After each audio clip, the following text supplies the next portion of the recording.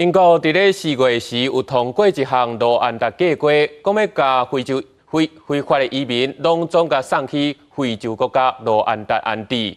不过，即马英国的政党轮替新的首相斯凯尔嘛已经表明，伊无拍算要推动，讲非法移民的问题，就应该对源头来解决，对非法的偷渡集团绝对会严格来查办。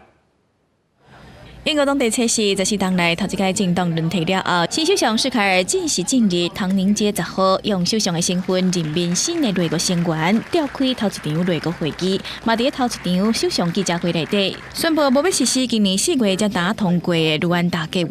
The Rwanda scheme was dead and buried before it started. It's never been a deterrent.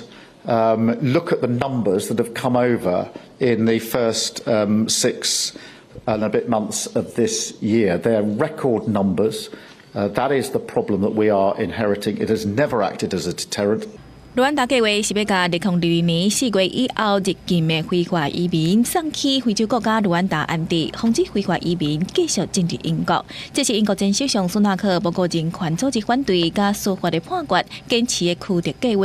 暂时施凯尔无想要执行这个计划，按算由移民甲执法的专家，还有对国内的情报机构、军情各处共同组成一个全新的边境安全司令部，为源头大家安排偷渡的人抓集团，解决非法移民的问题。What Keir Starmer is proposing, which is to, tackle the gangs, well, frankly, the last government were doing that for the last few years.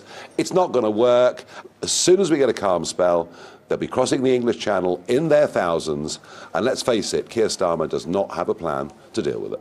英国新政府的内阁成员除了新的外交大臣达米，跟英国历史上头一名女性财政大臣里夫斯，施凯尔唔忙甲恢复经济成长，当作新政府的优先任务，用行动来争取民众的支持甲信任。国际新闻台是龙斌业。